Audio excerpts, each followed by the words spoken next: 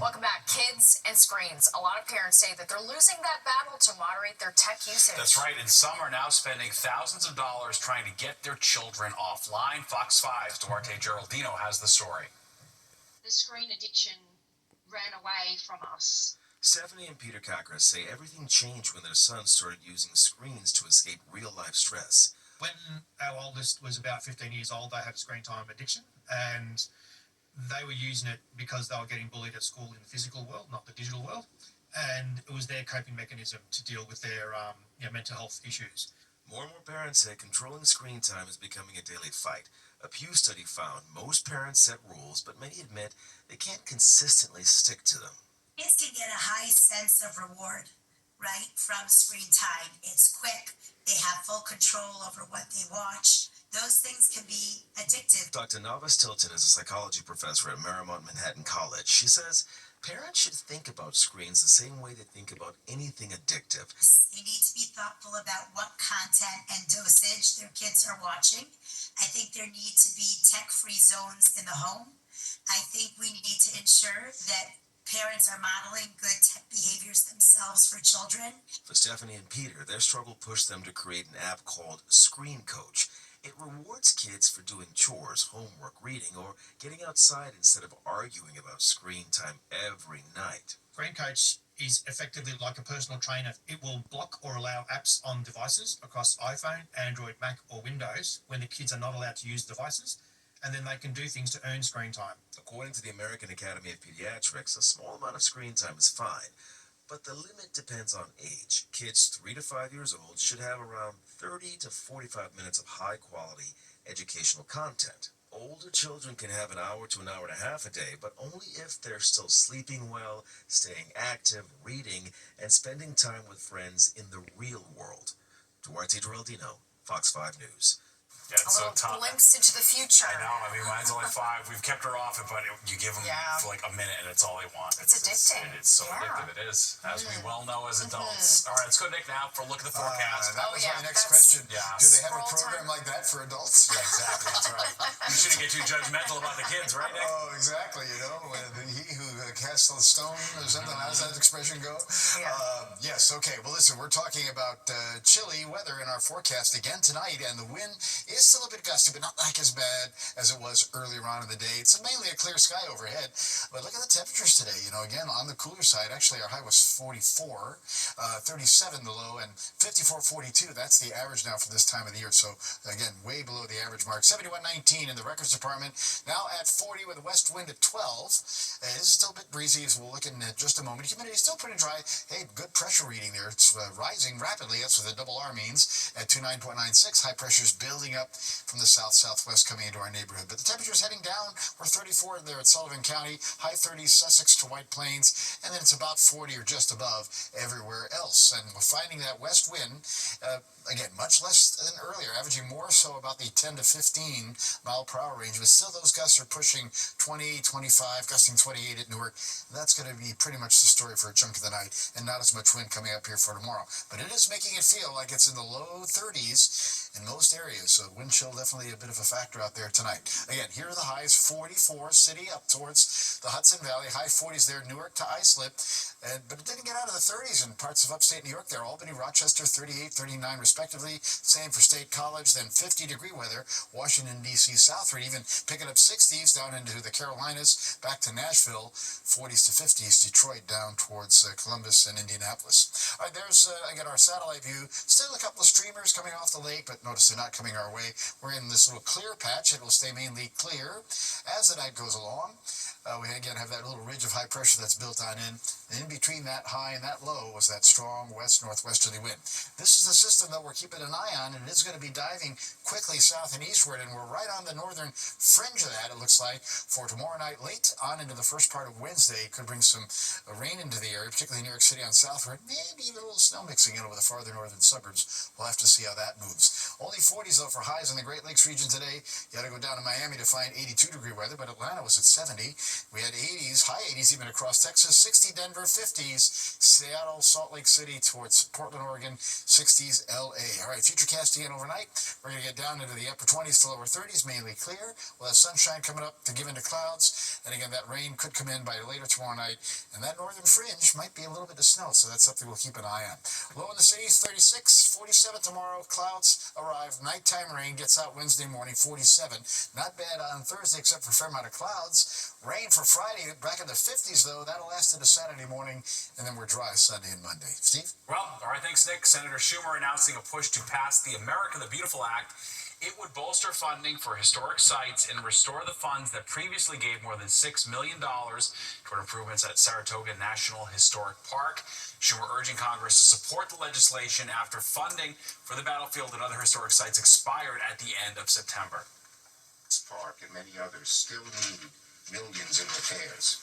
So I'm here today to announce that I am pushing the America the Beautiful Act, to restore the Legacy Restoration Fund and increase funding to $2 billion per year for our national parks, our historic sites, and our public lands.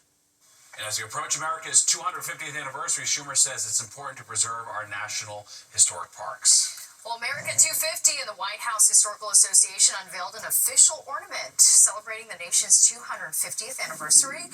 It's a limited edition and features a Declaration of Independence on one side and an American flag waving atop the White House on the other. It's trimmed in 24-karat gold and it cost $26.95. All right, we are rewinding the clock back to 1985 in a Fox 5 flashback next at 10.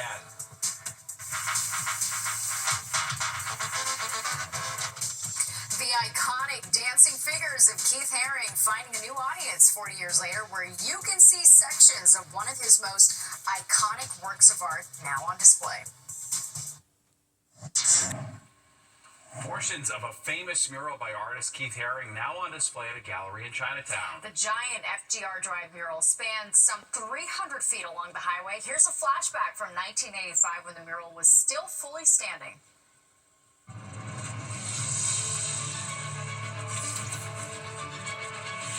From the marble halls of the Met to the graffiti-scrawled walls of the subway may seem like a big jump, but as Judy Licht reports, you can sometimes find high art in low places, and a subway platform can be a springboard to fame.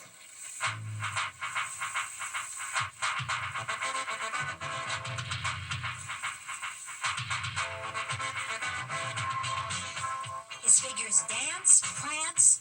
They practically jump off the screen at you, and if they look familiar to most New Yorkers, they should. They've seen lots of them all over town. They're the work of artist Keith Haring, who at the tender age of 25 has won the hearts of street kids and international art critics alike. In just a few short years, he's managed to literally leave his mark all over the world.